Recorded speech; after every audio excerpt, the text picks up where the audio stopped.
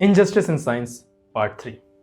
Basically मैं बाकी दो वीडियोस की तरह इसको एक 30 सेकेंड लॉन्ग रील बनाना चाह रहा था, बट ये टॉपिक इतना सीरियस है दैट अगर मैं इसको इतने कम टाइम में कंसाइज करता then it won't do the justice with the topic है क्या नॉलेज को फ्री होना चाहिए या लोगों को पे करना चाहिए उसके लिए। इस पूरे टॉपिक को मैं दो स्टोरीज की मदद से समझाऊंगा।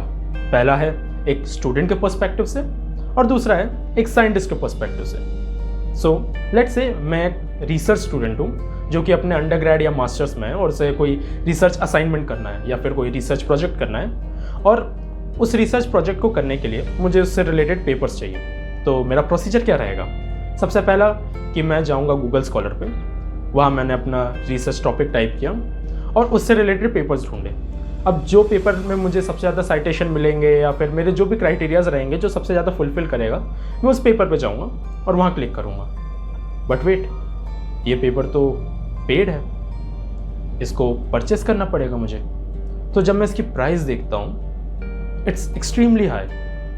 मैं एक एवरेज इंडियन स्टूडेंट अफोर्ड नहीं कर सकता इतना एक रिसर्च पेपर डाउनलोड करने के लिए, और अगर मैं कोई असाइनमेंट कर रहा हूँ तो मुझे इससे रिलेटेड बहुत सारे पेपर पढ़ने पड़ेंगे। तो क्या मुझे हर पेपर परचेस करना पड़ेगा? सो बहुत सारे इंस्टीट्यूट्स होते हैं जो कि इन जर्नल्स का एक्सेस लेकर रखते हैं। तो अगर मैं उन इंस्टीट्यूशन का पार्ट हूँ सो मुझे कुछ नहीं करना है, क्योंकि मेरे लिए ये फिर जर्नल जो है मुझे फ्री में पेपर प्रोवाइड करेंगे, तो मुझे उसके लिए पे नहीं करना। बट लेट्स से मैं एक ऐसा स्टूडेंट हूँ जो कि ऐसे छोटे इंस्टीट्यूट में है जहाँ पर ये सब्सक्रिप्शन उसके यूनिवर्सिटी अफोर्ड नहीं कर सकती, या फिर मैं कोई इकोनॉमिकली बैकवर्ड एरिया से हूँ जिसको बस नॉलेज चाहिए लेकिन वो किसी इंस्टीट्यूशन का पार्ट नहीं है और इकोनॉमिकली वेलबींग नहीं है। सो क्या मैं एलिजिबल ही नहीं हूँ उस नॉलेज के लिए? Think about it. Just because मेरे पास पैसे नहीं है क्या मैं उस नॉलेज के लिए एलिजिबल नहीं हूँ? एक पॉइंट ऑफ व्यू ये आ सकता है कि अगर कोई साइंटिस्ट इतनी दिन रात मेहनत कर रहा है, महीनों तक इतनी मेहनत करके कोई रिसर्च पब्लिश कर रहा है, सो ऑब्वियसली उसको उसका रिवॉर्ड मिलना चाहिए, और वो पेपर पब्लिश होने के बाद उसको भी कुछ रॉयल्टी मिल रही है। सो अगर तुम उसके लिए पे कर रहे हो सो ज़रूरी है, क्योंकि किसी इंसान ने उसके लिए बहुत मेहनत की है। जैसे म्यूज़िक आर्टिस्ट हो गए और कोई भी आर्टिस्ट हो गया, उनको उनकी मेहनत के लिए पे मिलता है, वैसे साइंटिस्ट को भी मिलना चाहिए, जो कि एकदम सही है। बट इस पॉइंट के बारे में डिस्कस करते हैं सेकेंड स्टोरी की मदद से, the point of view of a scientist. So मैं एक साइंटिस्ट हूँ जिसने महीनों की मेहनत से एक पेपर लिखा फाइनली, और मुझे वो पब्लिश करना है। तो मैं बहुत सारे प्रोसीजर से जाता हूँ, पीयर रिव्यू किया, बहुत सारी चीज़ें की, और फाइनली मैं इस स्टेज पे आ गया कि वो पेपर पब्लिश हो गया। नाउ मेरे रिवॉर्ड क्या होगा? क्या मुझे उससे कुछ पे मिलेगा जब भी कोई इस पेपर को परचेस करेगा, डाउनलोड करेगा? नो, मुझे कुछ नहीं मिलने वाला। बस मुझे ये फ़ायदा हुआ है कि मेरा एच इंडेक्स इससे इम्प्रूव हो सकता है, मेरा इम्पैक्ट पैरामीटर इससे इम्प्रूव हो सकता है, बट मुझे पर्सनली क्या इससे प्रॉफिट हुआ rather than these things? Nothing. अब बहुत सारे लोग ये कह सकते हैं कि अगर तुम्हें पैसे ही कमाने हैं then you should not go in the field of science, जो कि सच भी है। अगर आपको पैसे कमाने हैं तो आपको साइंस में नहीं आना चाहिए, उसके लिए बहुत सारी इंडस्ट्रीज़ हैं, जब वहाँ जाओ पैसे कमाओ। साइंस में बहुत ज़्यादा पैशन और इंटरेस्ट चाहिए होता है। बट एक सवाल, क्या किसी के एफर्ट को रिवॉर्ड देना गलत है? क्या एक्सपेक्ट करना कि अगर तुम बहुत ज़्यादा मेहनत कर रहे हो किसी चीज़ पे तो उसके लिए तुम्हें कुछ मिले, क्या ये गलत है? Just think about it. Scientist बहुत मेहनत करते हैं, वो वर्ल्ड को कुछ न्यू नॉलेज देते हैं जो बहुत बड़ी चीज़ है, और उस चीज़ की वैल्यू अभी सोसाइटी में बहुत ज़्यादा कम है। हमको उस चीज़ की वैल्यू बढ़ानी चाहिए। फॉर्चुनेटली इन एक्सपेंसिव रिसर्च पेपर्स को एक्सेस करने का एक फ्री तरीका है जिसे हम लोग कहते हैं SciHub। सो बेसिकली मुझे कुछ नहीं करना, मैं उस वेबसाइट पे जाऊंगा, वहाँ से उसका DOI या उसकी URL लिंक कॉपी करके यहाँ पर पेस्ट कर दूंगा, और मुझे ये रिसर्च पेपर फ्री में मिल गया।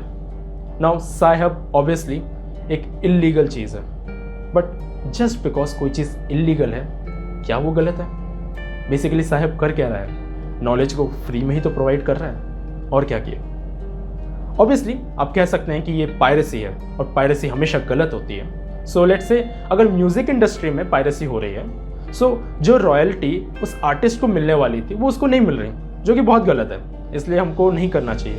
बट यहाँ किसी साइंटिस्ट को कोई रॉयल्टी मिल ही नहीं रही है, सारा का सारा प्रॉफिट जा रहा है साइंटिफिक जर्नल्स में। इसके अलावा एक पॉइंट ये भी आ सकता है कि अगर कोई साहिब से कोई पेपर डाउनलोड करता है तो साइंटिस्ट उसका रिकॉर्ड नहीं रख सकते कि वो पेपर कितने लोगों ने डाउनलोड किया और क्या हुआ, जो कि एक बहुत ही वैलिड पॉइंट है। बट ये प्रॉब्लम आती ही नहीं अगर वो सारे जर्नल्स फ्री में प्रोवाइड करते हैं उन चीज़ों को। एक पॉइंट ये भी है कि साइंटिफिक जर्नल्स को भी बहुत सारी जगह पे करना पड़ता है। उनको स्टैटिस्टिशियंस हो गए, बहुत सारे स्टाफ हो गए, इलस्ट्रेटर्स हो गए, उन सबको पे करना पड़ता है इनको लोगों तक पहुंचाने के लिए, जो कि एक वैलिड पॉइंट है। अगर कोई इतनी मेहनत कर रहा है और कोई सर्विस प्रोवाइड कर रहा है, सो ऑब्वियसली उनको उस चीज़ से अर्न करना चाहिए। तो एक वैलिड पॉइंट ये है कि यस, अगर वो चार्ज कर रहे हैं तो गलत नहीं है, बट क्या वो ज़रूरत से ज़्यादा चार्ज नहीं कर रहे हैं? एक साइंटिफिक पब्लिशिंग जर्नल का ऑन एन एवरेज 30% तक मार्जिन होता है। बड़ी बड़ी कंपनीज का इतना मार्जिन गेन करना बस एक सपना रह जाता है, वो कभी नहीं कर पाते। और साइंटिफिक पब्लिशिंग इंडस्ट्री की वैल्यू अराउंड $20 बिलियन है। $20 बिलियन।